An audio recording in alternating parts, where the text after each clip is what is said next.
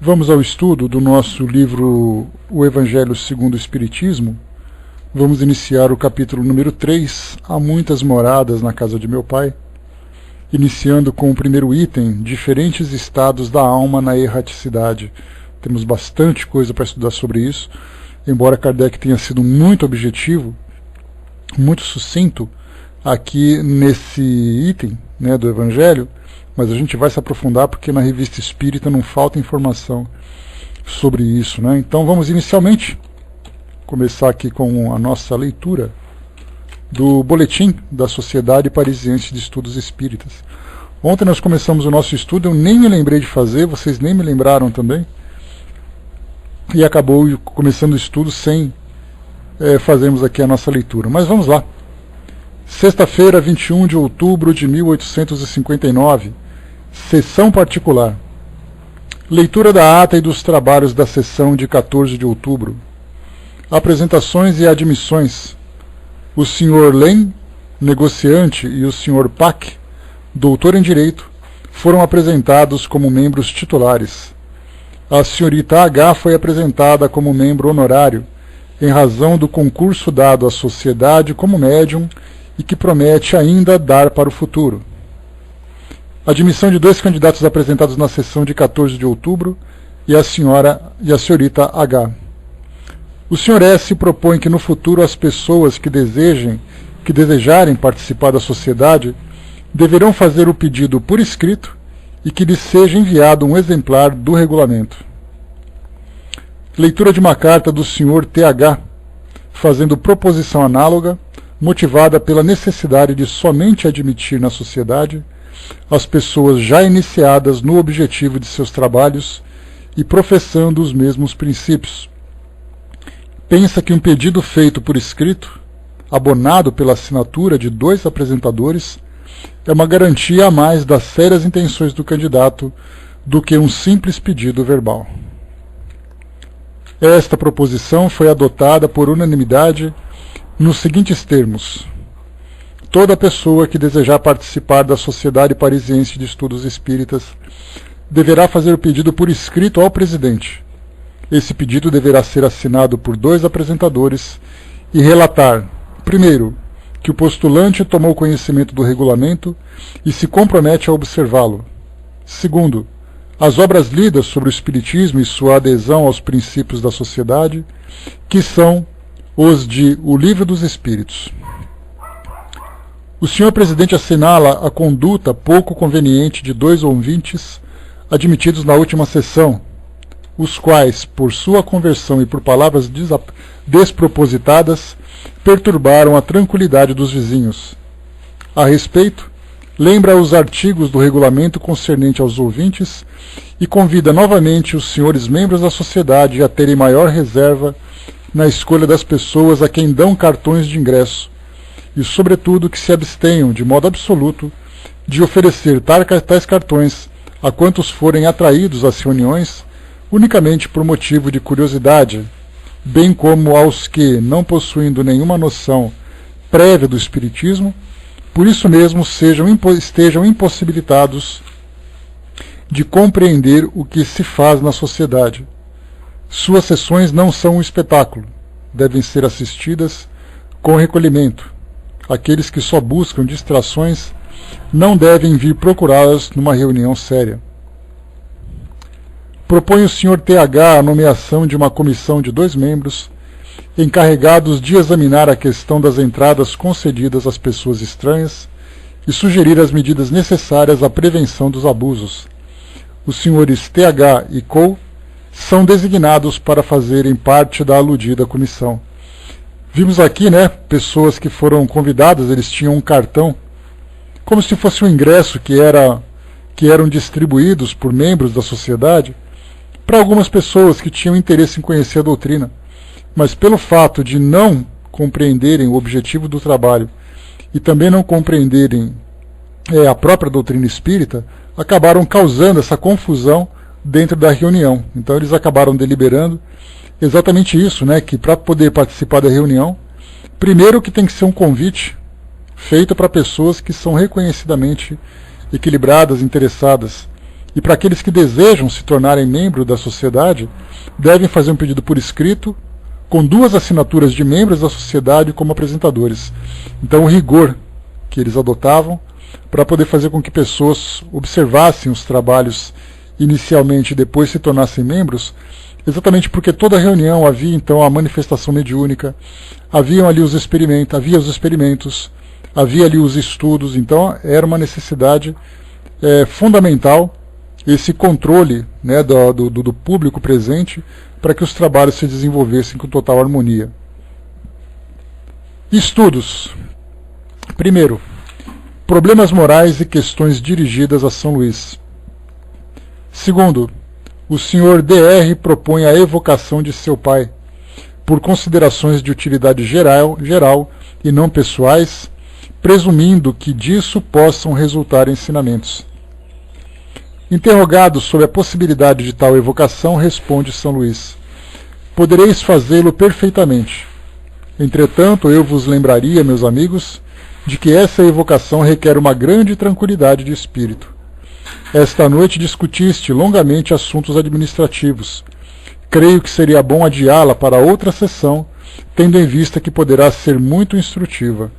Aqui observando então que como eles passaram um bom tempo conversando sobre problemas administrativos da sociedade, isso poderia mentalmente interferir na qualidade do trabalho, que exigia uma harmonia, uma concentração muito maior. Terceiro, o Sr. Leite propõe a evocação de um de seus amigos que foi sacerdote. Interrogado, São Luís responde: não, primeiro porque o tempo não vô-lo permite. Depois, como presidente espiritual da sociedade, não vejo nenhum motivo de instrução. Será preferível fazer essa evocação na intimidade. Ou seja, São Luís, então, instruindo aos membros da sociedade, instruindo os membros a fazerem evocações em casa, do que fazer na sociedade, já que esse assunto, já que o espírito apresentaria ideias que não teria nenhuma instrução para o grupo. E aqui nós vimos uma observação que foi feita para nós. O presidente espiritual é a mesma coisa que um mentor espiritual. Então vemos aqui a grande responsabilidade de São Luís como sendo o mentor espiritual da sociedade parisiense. Então, se nós tínhamos ali alguma dúvida com relação à importância da participação de São Luís, lembrando que nós falamos aqui de um antigo rei da França, se eu não me engano foi o Luís XI, que foi um rei muito religioso, muito presente, muito justo, e que depois do seu desencarne teve ali os milagres registrados em nome dele, e consequentemente ele acabou sendo depois canonizado pela Igreja e se tornou então esse santo. Mas na sociedade se tornou um espírito de grande valor e considerado então como presidente espiritual ou mentor espiritual da sociedade. Continua. O Sr. S. pede que seja mencionado na ata o título de presidente espiritual que São Luís houve por bem mencionar. Então registraram isso em ata, para que ficasse bem claro quem era o mentor espiritual dos trabalhos. Então esse aqui é o nosso boletim da sociedade do dia 21 de outubro de 1859, numa sessão particular. A próxima reunião vai ser uma sessão geral. Lembrando a diferença entre geral e particular. Na geral, os convidados ali estão presentes, aqueles que vão acompanhar o que acontece na reunião. Já a particular, somente os membros titulares podem participar, porque são assuntos pertinentes apenas à sociedade e não ao público em geral. Muito bem, vamos lá. Fernando colocou: você vai fazer algum estudo algum dia das revistas espíritas? Olha, Fernando, a revista espírita ela é uma obra muito grande, e demandaria para nós um tempo significativo. Vontade não falta, porque cada vez que eu leio um boletim desse daqui, dos assuntos que são tratados, das pesquisas que nós fazemos, dá assim aquela água na boca de tanta informação que nós teríamos aqui. Mas eu tenho esperança de que um dia a gente faça assim. Só que o problema é que, quando nós estudamos um livro, nós demoramos muito tempo para concluí-lo. Basta ver, por exemplo, que o Livro dos Espíritos nós estudamos 2 vezes, demoramos 4 anos cada vez. Então ficamos 8 anos estudando o Livro dos Espíritos. A revista espírita são ali tantas e tantas edições, né, fazendo as contas aqui, de 58 até 69, são 11 anos. Então nós temos ali, são 11 livros com 12 meses em cada livro. Então é muita coisa para se estudar. Então, se nós não conseguirmos estudar, eu posso de repente abrir aqui um dia de fazermos assim uma vez por semana um estudo de um texto que eu acho interessante, né? Porque muitos textos que nós estudamos na Revista Espírita podem ser estudados nos livros que nós estamos aqui no dia a dia. Mas muitas vezes uma psicografia, um comentário, um detalhe como esses que nós observamos na revista, nos boletins, acabam sendo interessantes. Então, de repente, a gente pode dedicar ali uma vez por mês, uma vez por semana, a leitura, né, desses textos. Né? Vamos planejar futuramente. Lembrando que nós começamos agora o Evangelho segundo o Espiritismo e estamos já mais da metade do livro Depois da Morte. Né? E terminando Depois da Morte, nós vamos fazer o estudo do livro A Gênese, né, que é um livro também bem interessante de se estudar, né, no seu conteúdo técnico-científico, né, digamos assim. Bom dia, pessoal. Vamos então iniciar aqui o nosso estudo de hoje. Mas eu recomendo a vocês, né, se vocês tiverem oportunidade, né, como eu já passei lá no site da FEB, nós temos ali toda a Revista Espírita disponível digitalmente. Então ali vocês podem baixar, fazer leituras individuais, né, e de repente se surgir alguma observação ali curiosa, vocês tragam para cá para a gente poder conversar. Então podem fazer esse estudo também. Vamos lá então a Muitas Moradas na Casa de Meu Pai. Esse capítulo, nós temos aqui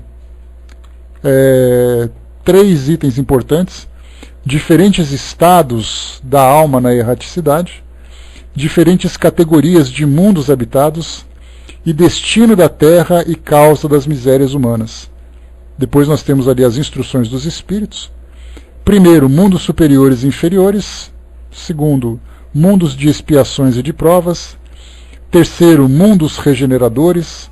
E quarto, progressão dos mundos. Né? Então nós vamos começar diferentes estados da alma na erraticidade.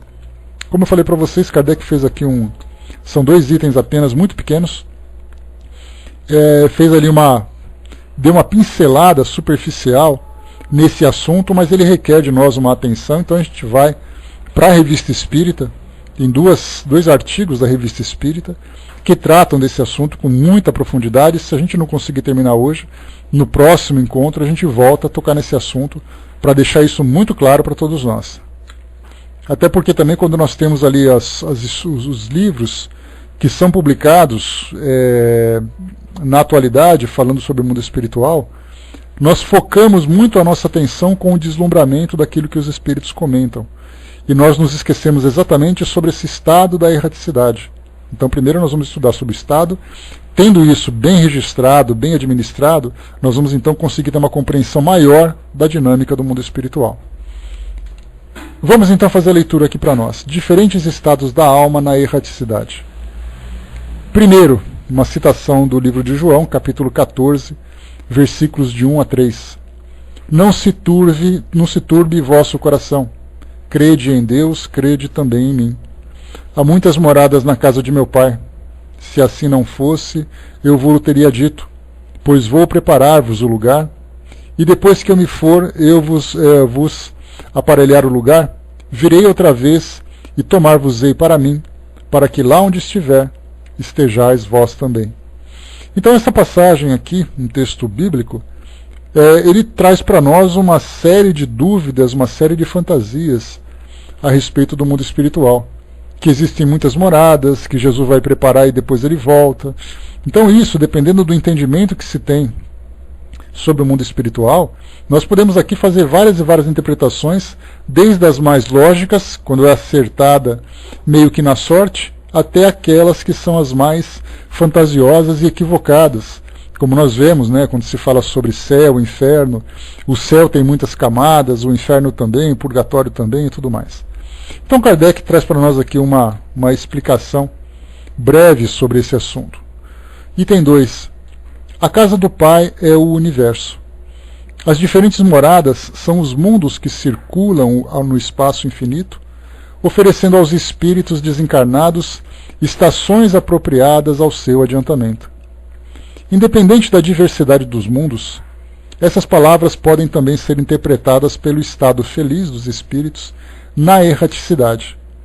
Conforme for ele mais ou menos puro e liberto das atrações materiais, o meio em que estiver, o aspecto das coisas, as sensações que experimentar, as percepções que possuir, tudo varia ao infinito. Enquanto uns, por exemplo, não podem afastar-se do meio em que viveram, outros se elevam e percorrem o espaço e os mundos. Enquanto certos espíritos culpados erram nas trevas, os felizes gozam de uma luz resplandecente e do sublime espetáculo do infinito.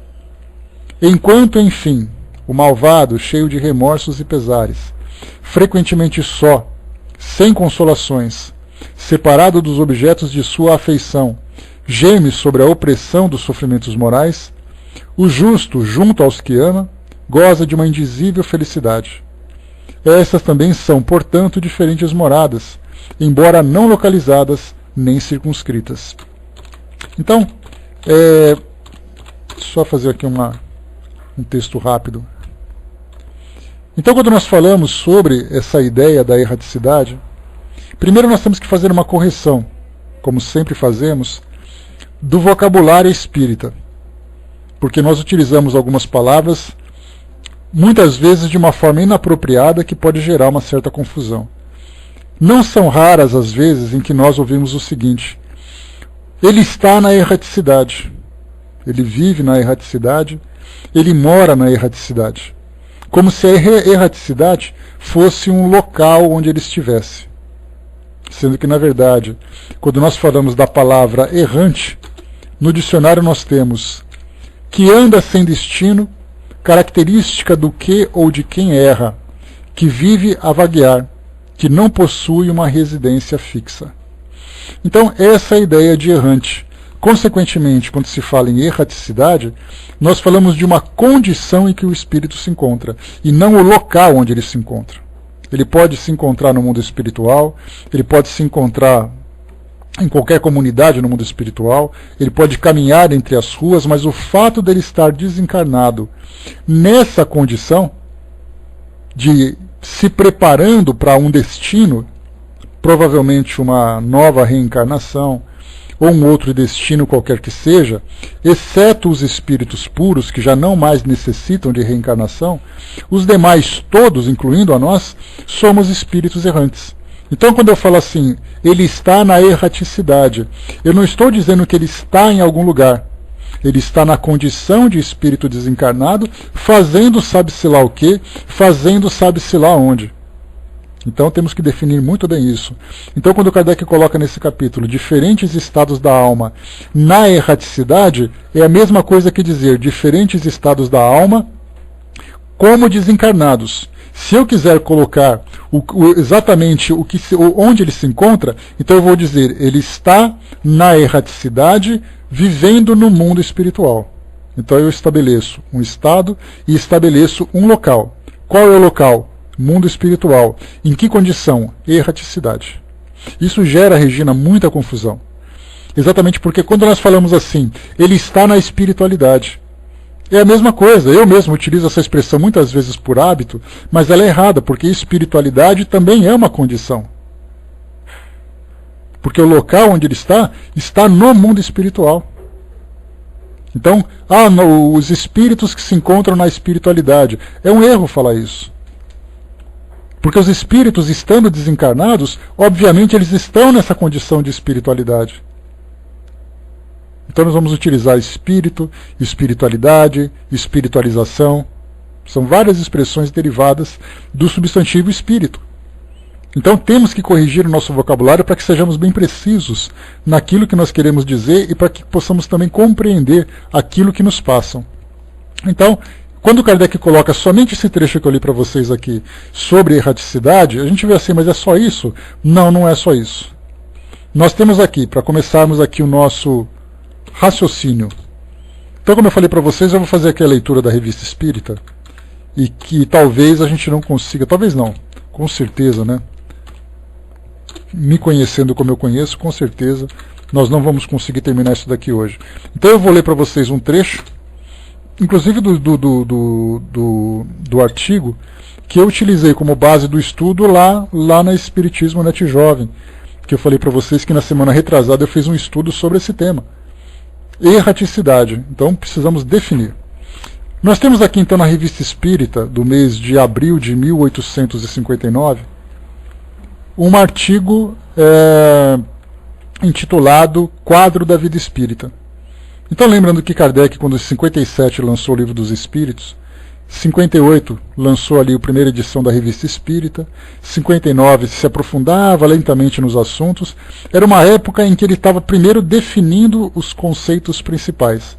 Então ele falava daquilo que era básico, naturalmente que depois ele fez alguns ajustes sobre alguns pontos, se aprofundou em outros, corrigiu aqui e tudo mais. Então nesse artigo Quadro da Vida Espírita, ele fala sobre a condição dos espíritos no mundo espiritual, começando pelas sensações que os espíritos vivem.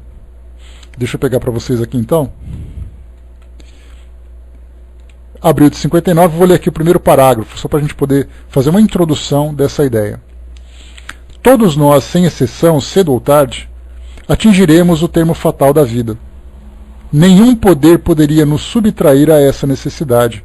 Eis o que é positivo. Quando ele fala positivo, ele fala aquilo que é exato, aquilo que é preciso, lembrando do positivismo, que era tudo baseado, né, no raciocínio lógico científico.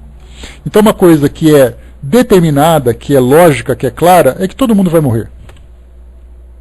Isso é óbvio. E não existe nenhum poder que possa fazer isso. Deus não derrugaria as próprias leis, fazendo com que nós viveríamos 150 anos, sendo que o nosso organismo não tem vitalidade para isso. Então, podemos até viver 120, com exceções, aquelas pessoas todas, com o passar do tempo, com a evolução tecnológica, com a evolução da medicina, principalmente, né, da nossa conscientização e mudança de hábitos, qualidade de vida e coisa e tal, a gente vai prolongando um pouco mais a nossa vida. Aliás, esse é só um comentário, uma ilustração. Ontem o Papa Francisco deu uma entrevista, falando que ele não deve viver muito, já que ele tem 77 anos. E que se por acaso ele perceber que não tem mais condições de exercer o seu papado, o seu mandato, ele vai renunciar como Bento XVI fez sem nenhum problema. E aí então começaram a fazer, mas isso nunca aconteceu. E aí ele fez um comentário interessante, ele falou, só que há 60 anos, nenhum Papa vivia até os 80 anos. Todos eles morriam antes. E agora, com essa prolongação da vida, com esse prolongamento da vida, é natural que eles vão envelhecendo, só que também envelhecendo e perdendo a qualidade das suas ações. Então ele falou assim, se eu renunciar agora, nós teremos 2 papas que renunciaram e um terceiro ativo. E isso é uma novidade exatamente porque é um resultado da nova condição de vida em que nós nos encontramos. Então, se nós não temos condições de viver além daquilo que as leis naturais determinam, então significa que todos nós vamos morrer. Aceitemos ou não. Continua. As preocupações do mundo frequentemente nos desviam do pensamento do que ocorre além-túmulo. Mas, quando chega o momento supremo, poucos são os que não se perguntam em que se tornarão, porque a ideia de deixar a existência sem retorno tem alguma coisa de pungente. Quem poderia, com efeito, encarar com indiferença uma separação absoluta, eterna, de tudo o que amou? Quem poderia ver sem medo abrir-se diante de si o abismo imenso do nada, onde viriam desaparecer para sempre todas as suas faculdades, todas as suas esperanças? E Kardec que faz aqui um monólogo, né? Abrem-se aspas. O que? Depois de mim, nada? Nada mais que o vazio. Tudo se acabou sem retorno. Ainda alguns dias e a minha lembrança será apagada da memória daqueles que me sobreviveram. Logo, não restará nenhum traço de minha passagem sobre a terra. O próprio bem que fiz será esquecido pelos ingratos que obsequiei. E nada para compensar tudo isso, nenhuma outra perspectiva do que a de meu corpo ruído pelos vermes. Esse quadro do fim do materialista, traçado por um espírito que viveu nesses pensamentos, não tem alguma coisa de terrível e glacial? A religião nos ensina que isso não pode ser assim, e a razão nulo confirma. Mas essa existência futura, vaga e indefinida, nada tem que satisfaça nosso amor ao positivo, ou seja, nosso amor à lógica. É o que em muitos engendra a dúvida. Temos uma alma, seja. Mas o que é a nossa alma? Tem ela uma forma, uma aparência qualquer?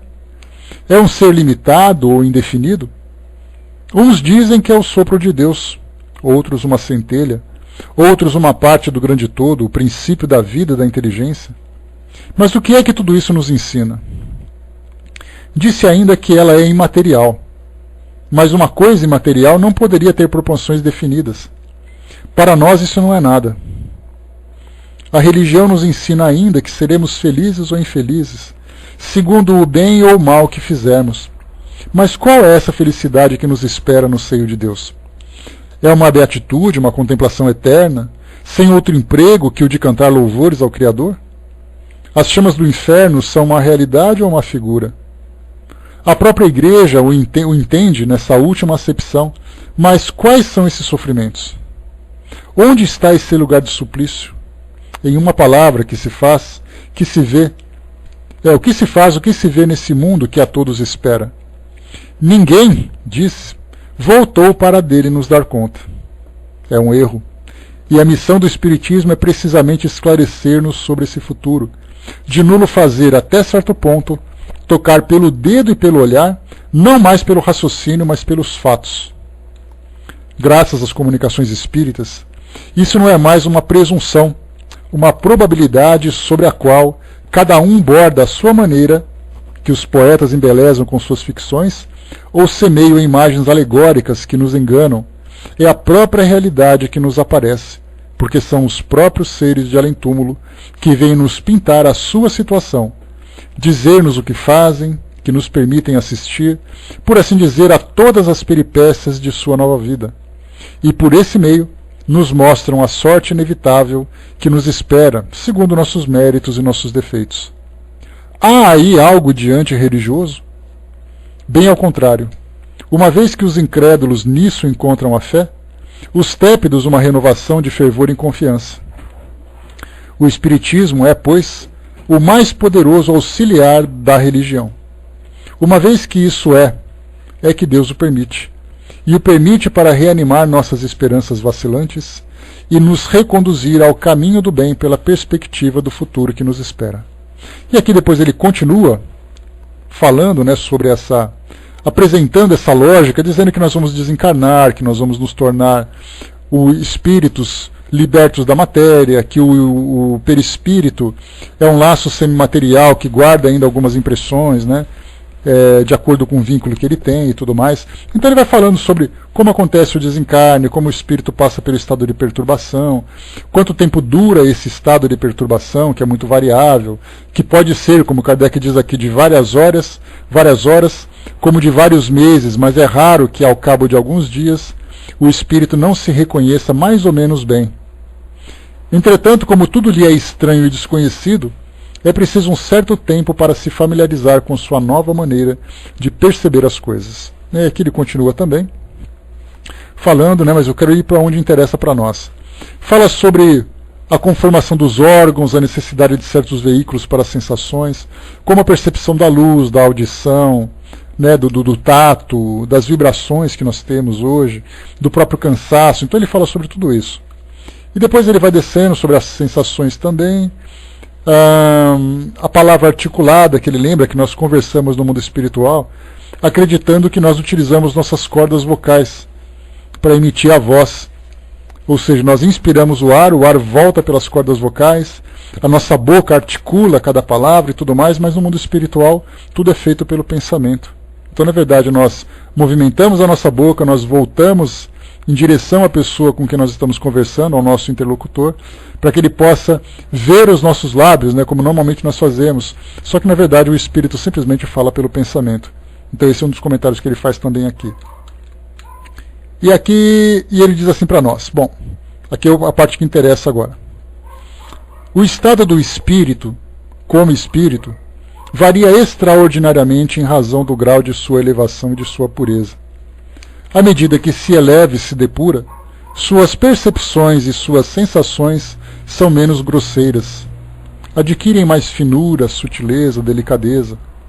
Ele vê, sente e compreende as coisas como não podia nem ver, nem sentir, nem compreender em sua condição inferior.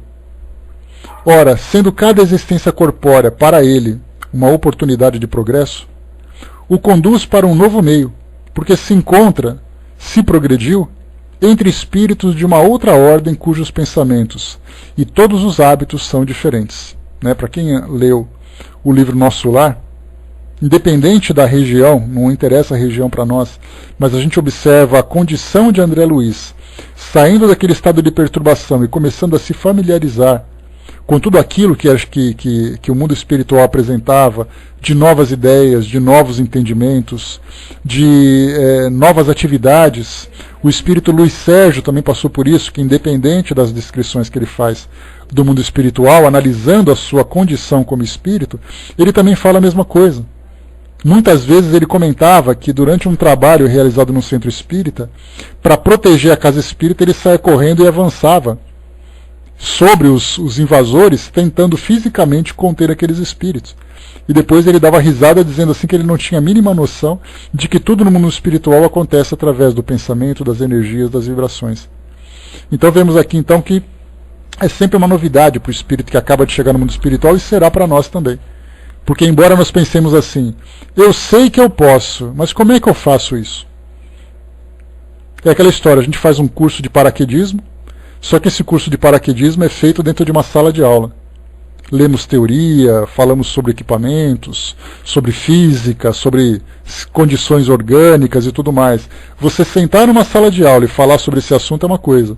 A hora que você estiver ali na porta do avião para saltar, e olhar para baixo e perceber aquele vento no rosto, vendo as coisas acontecerem, é algo completamente diferente. Isso porque fizemos uma analogia muito pobre, né? Então vamos continuar. Acrescentemos a isso que dessa duração permite-lhe penetrar, sempre como espírito, em mundos inacessíveis aos espíritos inferiores, como entre nós, os salões da sociedade, são interditados às pessoas mal educadas. Quanto menos está esclarecido, mais o horizonte lhe é limitado. À medida que se eleva e se depura, esse horizonte cresce e, com ele, o círculo de suas ideias e de suas percepções. A comparação seguinte pode nulo fazer compreender. O Zé colocou aqui para nós a mesma coisa do voo de asa delta, a mesma coisa também. Na teoria tudo uma beleza, que legal, né? Aí quando você vai experimentar realmente o voo, ou você se apaixona de vez, ou você infarta de vez, né? Dependendo do estado do indivíduo. Então são sensações que somente vivendo aquilo é possível descrever. No mundo espiritual a mesma coisa. Nós lemos obras e mais obras, descrições e mais descrições, depoimentos e mais depoimentos. Quando nós chegarmos no mundo espiritual, a gente pode até fazer comparação, mas aquela experiência, aquelas sensações, aquelas impressões serão subjetivas, serão nossas apenas. Somente nós saberemos o que nós vamos sentir, porque cada espírito sente de uma forma diferente. Nós, a princípio, dentro do conhecimento que nós vamos adquirindo, nós imaginamos que apesar das aflições que nós sentiremos, deixando nossos familiares com problemas que ficaram para ser resolvidos e tudo mais, chegar ao mundo espiritual será algo, pelo menos assim, tranquilo. Nós vamos brigar um pouco, poxa, mas eu não queria ir agora. Tá, mas já aconteceu, você sabe que não pode voltar. Então tá bom, então eu aceito. Agora para muitos, né, quando se diz assim, olha, eu tenho uma notícia para te dar. Você vai para o mundo espiritual. Ah, mas eu vou quando? Eu vou pegar um avião? Não, você vai morrer. Puf! Aí a pessoa entra em choque, começa a se desesperar, porque eu não quero morrer, porque isso me dá medo, porque eu não posso, porque eu não quero. São comportamentos diferentes de acordo com a cultura de cada um, de acordo com a educação. Continuando então. A comparação seguinte pode nos fazer compreender. Pois é, já pensou, Silvio? Suponhamos um camponês, rude e ignorante, vindo a Paris pela primeira vez. Conhecerá e compreenderá ele a Paris um mundo elegante ou um mundo sábio? Não, porque não frequentará senão as pessoas de sua classe e os bairros que ela habitam. Mas que no intervalo de uma segunda viagem, esse camponês se esclareça, haja adquirido instrução e maneiras polidas, seus hábitos e suas relações serão diferentes. Então verá um mundo novo para ele, que não se parecerá com a Paris de outrora. Ocorre o mesmo com os espíritos, mas nem todos experimentam essa incerteza no mesmo grau. À medida que progridem, suas ideias se desenvolvem. A memória é mais rápida. Estão previamente familiarizados com sua nova situação. Seu retorno entre outros espíritos nada mais tem que os espante. Reencontram-se em seu meio normal e, passando o primeiro momento de perturbação, se reconhecem quase que imediatamente. Tal é a situação geral dos espíritos no estado que se chama errante. Mas nesse estado, que fazem? Como passam seu tempo? Essa questão é para nós de um interesse fundamental. Eles mesmos irão respondê-las, como foram eles que nos forneceram as explicações que acabamos de dar, porque em tudo isso nada saiu de nossa imaginação. Isso não é um sistema despontado em nosso cérebro. Nós julgamos segundo o que vemos e ouvimos. À parte toda a opinião sobre o Espiritismo, convir-se-á que essa teoria da vida de além-túmulo nada tem de irracional. Ela apresenta uma sequência, um encadeamento perfeitamente lógicos e que fariam honra a mais de um filósofo. O que quer dizer isso? Bom dia, pessoal. O que quer dizer isso? Quer dizer que, se hoje nós temos doutrinas espiritualistas, escolas religiosas, religiões de um modo geral, que negam a ideia da reencarnação, negam por uma questão de dogma. Porque, na esmagadora maioria das vezes, sequer se debruçaram para poder tentar entender essa lógica. Olha, o espírito desencarna, se por acaso ele reencarna num meio diferente de sofrimento, de alegria, tudo depende da sua existência anterior. O próprio Chico Xavier, na época do Pinga Fogo, ele comentou, foi perguntado para ele por um pastor evangélico, nós nos lembramos dessa passagem, bom dia, pessoal, em que o pastor perguntou, se a reencarnação de fato existe, como explicar a reencarnação de Adão e Eva? Porque na época, década de 70, iniciada a década de 1970, era uma visão diferente. Então quando nós falamos assim, Adão e Eva, era algo que todo mundo realmente acreditava. Ainda hoje nós temos aqueles que acreditam, mas naquela época era algo muito mais claro e muito mais sólido, cristalizado para aquelas pessoas. E aí então, o Chico respondeu assim que havia necessidade de um estudo mais aprofundado da Bíblia por causa de algumas citações, como no caso de Caim, que foi embora para a cidade de Nod, e já tinha uma cidade quando ele se casou e tinha filhos, então mostra que a cidade, que a família dele não era única, Mas ele levantou uma questão: como nós podemos explicar crianças que nascem com cânceres, crianças que nascem com cegueiras, crianças que nascem com as mais diversas doenças? Isso é o acaso, é uma justiça de Deus, é a natureza imperfeita, ou existe algo lógico que possa fundamentar esse raciocínio? Então, temos todas essas ideias para poder fundamentar o pensamento sobre a reencarnação. Não precisa acreditar, você não precisa aceitar, mas se por acaso você se debruçar sobre ela, você vai perceber que existe uma lógica. A Silvia colocou, negam a reencarnação, mas acreditam na ressurreição dos mortos, E essa ressurreição, a gente lembra que essa ideia está mudando também, Silvia? Porque conforme nós estudamos lá nas cartas de Paulo, ele fala exatamente isso, O que ressuscitará será o espírito, não será a carne. Então essa mesma ideia de que os corpos se levantarão, que Kardec tanto abordou lá na primeira parte do livro O Céu e o Inferno, falando, por exemplo, que se por acaso um corpo for sepultado e desse corpo o mato em volta proliferou, naturalmente sendo nutrido pela decomposição daquele organismo, aí vieram animais e se alimentaram daquele capim, que significa que você levou parte dos corpos.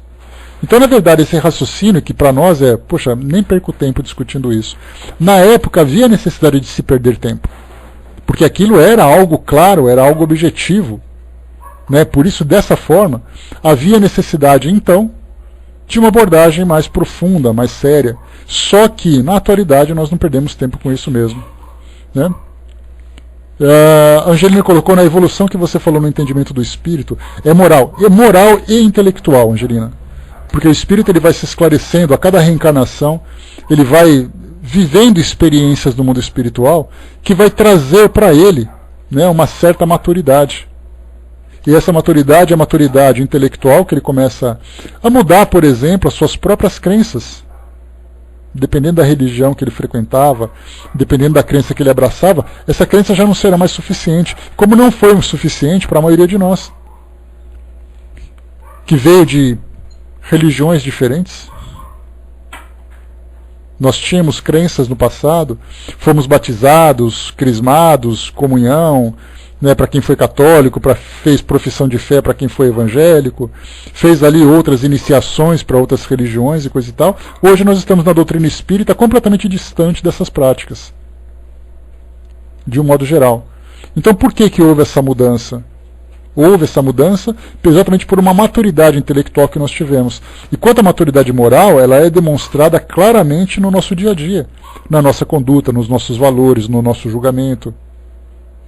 Então, vemos assim, essa evolução se dá nesses dois campos, do esclarecimento e das condutas, né, dos valores.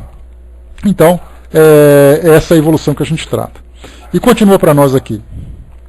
Seria erro crer que a vida espírita é uma vida ociosa.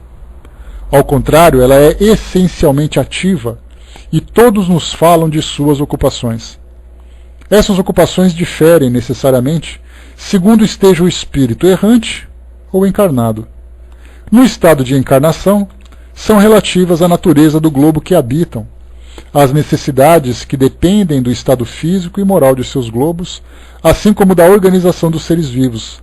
Só para fazer uma comparação, a referência que nós temos de espíritos encarnados, naturalmente, diz respeito ao nosso mundo. Mas os espíritos apresentam para nós, como nesse próprio capítulo que nós estudamos, sobre há muitas moradas na casa de meu pai, nós falamos de moradas espirituais e de moradas físicas também. Embora hoje a nossa ciência, embora não tenha ainda comprovado a existência de vida extraterrestre, né, ou de exobiologia, como é chamado, né, essa vida fora do nosso planeta, deduzem que é possível haver vida e estão nessas buscas. Mas os espíritos já adiantaram para nós isso. Agora nós acreditarmos ou não acreditarmos é uma questão de estarmos melhor embasados, né? Como o próprio espírito Mozart, dizendo que após a sua desencarnação ele foi para um planeta mais evoluído, o planeta Júpiter, onde lá ele se encontra encarnado, onde lá ele tem sua casa, onde ele descreve com outros espíritos suas atividades agrícolas, suas atividades empresariais, culturais, artísticas e tal.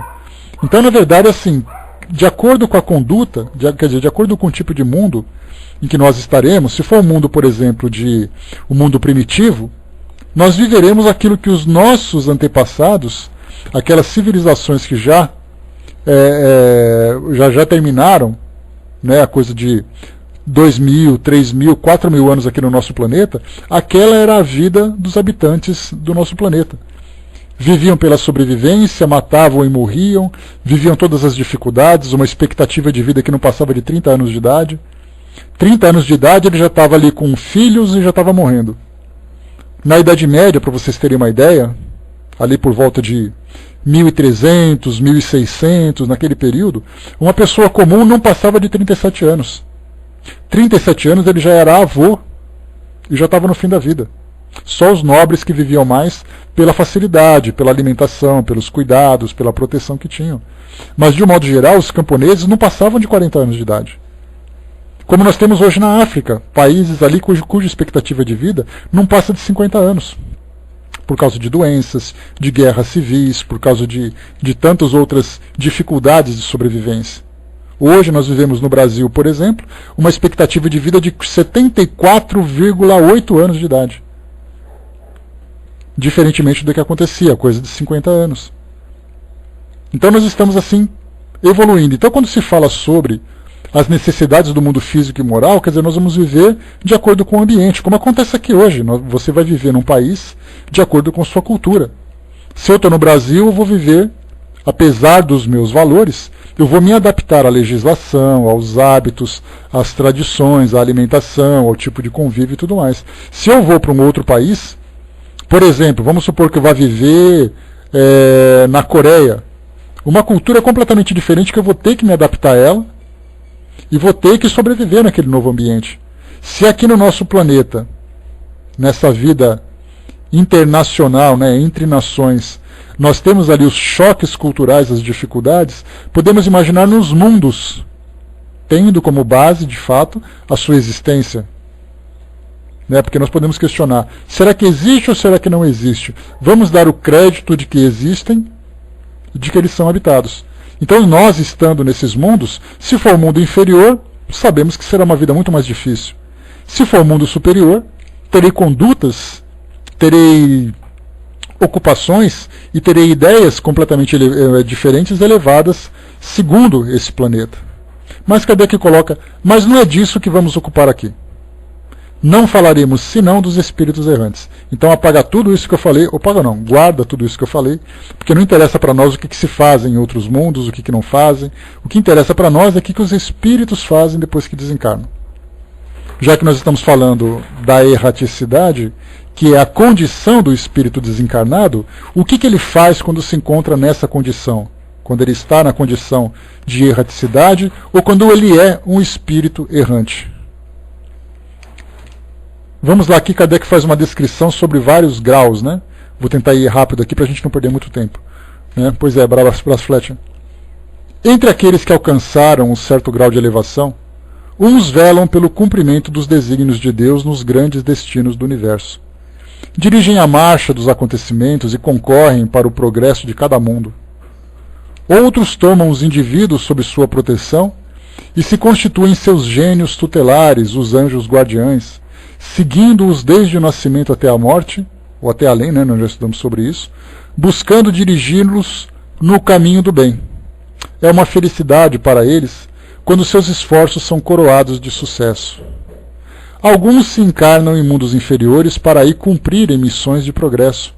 Buscam pelo seu trabalho, seus exemplos, seus conselhos, seus ensinamentos, avançar esses nas ciências e nas artes, aqueles na moral.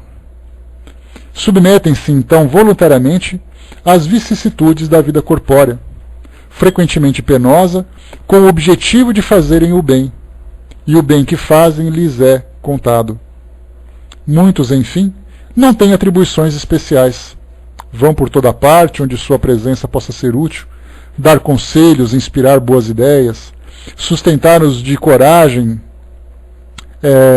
desfalecente, dar força aos fracos e castigo aos presunçosos.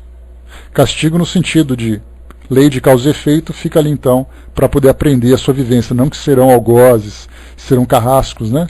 Então esse grupo de espíritos mais elevados não são espíritos puros. Espíritos puros são aqueles espíritos que não mais necessitam de encarnação, consequentemente não são mais errantes. Se a definição do dicionário que nós vimos, errante é aquele que não tem morada, os espíritos puros já encontraram sua morada. Enquanto que os outros espíritos estão ali evoluindo através das experiências, do conhecimento e de suas próprias realizações, e cada um trabalhando de acordo com o seu estado. Então nós vimos aqui daqueles espíritos mais elevados, que são, que podemos dizer que quando encarnam como missionários, e quando estão no mundo espiritual na condição de errantes, estão ali vigiando e auxiliando na evolução de uma nação, de um indivíduo, de uma sociedade, de uma civilização. Considerando-se o número infinito de mundos que povoam o universo, e o número incalculável de seres que os habitam, conceber-se-á que os espíritos têm com que se ocuparem, mas essas ocupações não lhes são penosas. Estamos falando dos espíritos mais elevados. Cumprem-nas com alegria, voluntariamente, e não por constrangimento. E sua felicidade está em triunfarem naquilo que empreendem. Ninguém sonha com uma ociosidade eterna, que seria um verdadeiro suplício.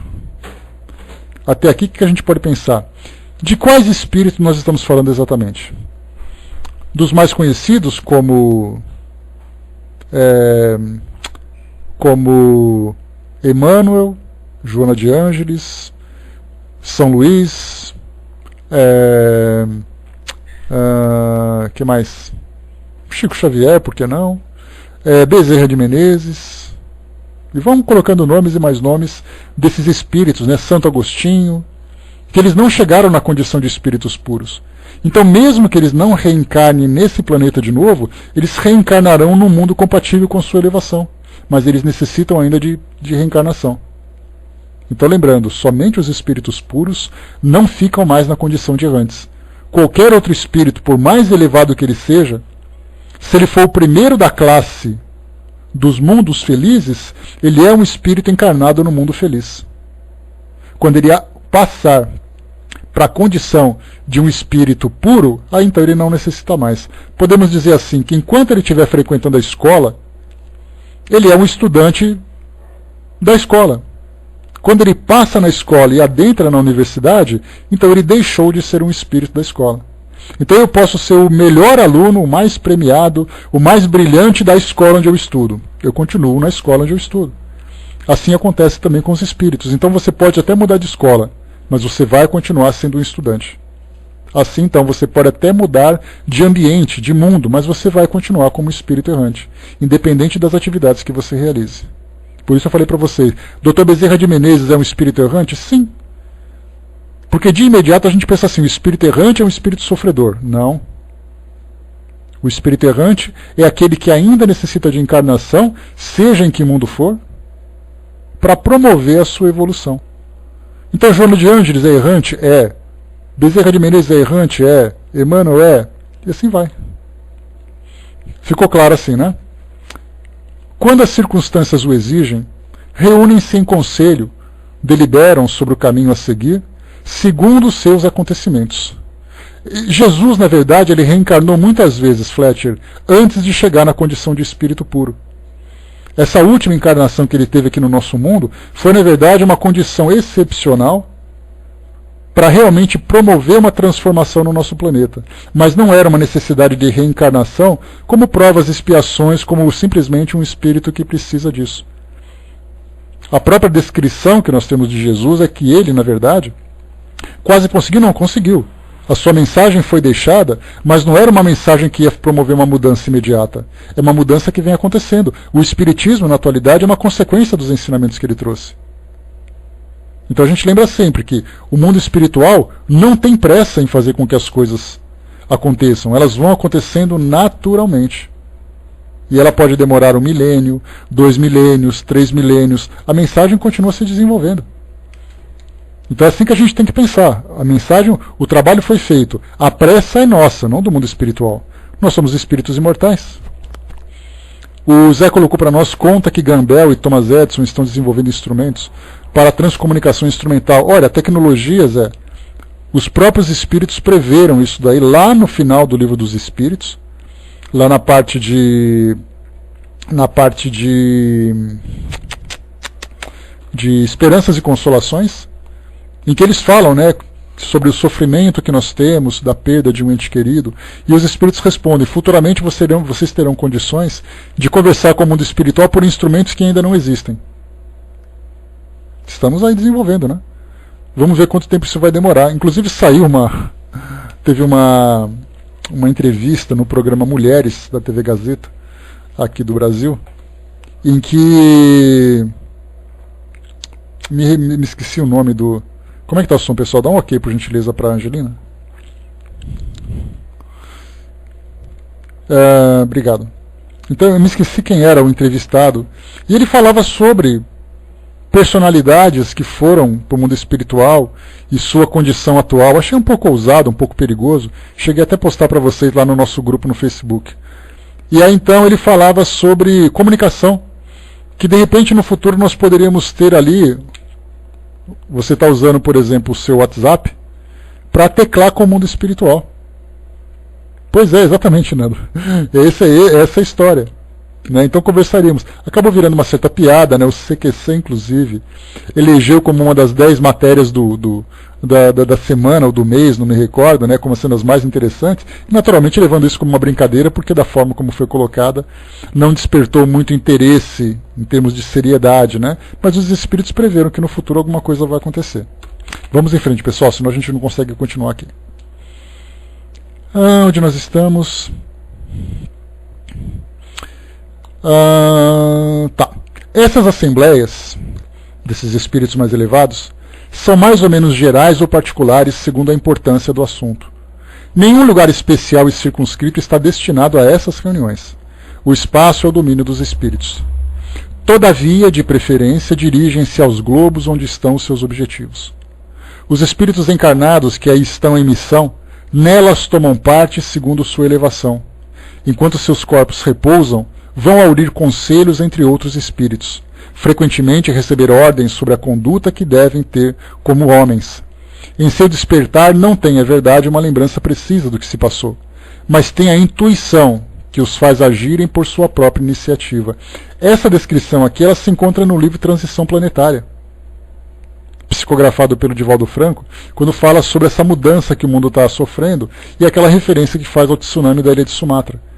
E ele comenta que essas reuniões estão acontecendo e muitos espíritos encarnados tomam parte dessas reuniões em desdobramento para deliberarem sobre as ações que precisam, já que nós estamos tendo tantos desencarnes em massa, tantas mudanças de conduta nas estruturas da sociedade, né, na política, na religião, na educação, na administração, em todos os campos das ciências humanas. Então os espíritos estão participando disso ativamente, porque é um momento muito especial, muito específico do nosso mundo, previsto pela doutrina espírita na época de Kardec já falava sobre isso. E essa dinâmica que Kardec comenta conosco também vem sendo comentada, relatada em alguns livros que são publicados. Armando colocou: acho incrível como a FEB não se manifesta em relação a esses casos, pois se não tem essa certeza do relato desse senhor, e o mesmo não encontrou fontes onde tirou ideias, temos que tomar cuidado. Mas é aquilo que eu falei para vocês, Armando. A Federação Espírita Brasileira ela tem a função de organizar a divulgação da doutrina. Ela não é um fiscal do espiritismo. Porque, do contrário, a FEB poderia colocar aqui um fiscal na nossa sala para saber se eu estou falando da doutrina corretamente. Ela não tem autonomia, aliás, ela não tem autoridade para interferir em nada, porque ela não é detentora da doutrina espírita, a doutrina é livre. Então, infelizmente, nós vemos alguns tipos de relatos, publicações de obras, como aconteceu no caso do Carnaval, que eu falei para vocês. Por que a FEB não se manifestou quando um carro alegórico no Carnaval Carioca tinha imagem de Chico Xavier? Porque ela não tem que se meter nisso. Se por acaso aquela pessoa, aquela instituição ofender a religião, eu posso entrar com recurso nos tribunais públicos contra aquela pessoa para que ela me indenize, porque eu me senti ofendido. Então a gente não tem que pensar, a FEB não tem autoridade nenhuma para dizer alguma coisa se é certo ou se é errado. Porque ela não é a representante de uma igreja, ela não é o Vaticano. Ela é simplesmente uma organizadora de material para promover essas divulgações. A única função dela é divulgar a doutrina espírita e orientar as instituições. Ela não tem autoridade para interferir em nenhum trabalho que é feito em termos de doutrina espírita. Esse é um preço que a doutrina espírita paga por desfrutar dessa liberdade. Nós não temos fiscalização, tanto que você vai no centro espírita, tem gente acendendo vela, tem gente dançando lá na frente, tem gente fazendo trabalho de desobsessão. O que a FEB tem com isso? Ela não tem nada com isso. Como eu falei, se eu me sentir ofendido porque alguém falou mal da doutrina espírita, eu posso, como cidadão, tomar atitude. Ela não tem direito nenhum para isso. Então a função dela é essa. As federativas são assim. Se um centro espírita não age de acordo com aquilo que é previsto, por exemplo, na codificação ou em outras orientações, eu posso me filiar a uma federativa ou não. Eu posso ser independente sem nenhum problema. Então, da mesma forma que eu não precisei fazer cadastro na FEB pedindo autorização para abrir a sala, qualquer pessoa pode aparecer na televisão e falar o que quiser. O que nós podemos ter nesse caso é a FEB, como contrapartida, também pedir permissão para participar de algum programa para falar sobre algo mais esclarecido. Mas se ela for se preocupar com isso para se manifestar em tudo aquilo que acontece à nossa volta, eles não vão ter tempo para fazer nada. Então, na verdade, somos nós que temos que nos instruir. Somos nós que temos ali que cada vez mais nos instruirmos e também divulgarmos aquilo que essa instrução permite. Para que as pessoas que não conhecem o Espiritismo tenham uma referência concreta. Então, como eu falei para vocês de uma outra vez, o Espiritismo ele é conhecido fragmentado, na verdade, pela sociedade de um modo geral. Porque um conhece o Espiritismo porque viu novela, o outro conhece o Espiritismo porque viu lá o programa Mulheres, o outro conhece o Espiritismo porque leu algum livro espírita, o outro conhece o Espiritismo porque fez uma cirurgia espiritual. Ninguém para estudar codificação, são poucos os estudantes. Por isso somos privilegiados nesse sentido de termos esse momento nosso de termos essa oportunidade de conversar sobre a doutrina espírita, porque de modo geral ninguém faz isso. Muita gente que frequenta centro espírita vai para ouvir palestra, vai para tomar passe, mas não estuda. Então, na verdade, assim, a doutrina é o que é. Esse é um ponto que Kardec mesmo falava, que o que ele procurava instruir as pessoas era o que ele fazia nas palestras que ele promovia e nas publicações. Pessoal, acho que minha conexão está caindo, vocês estão me ouvindo?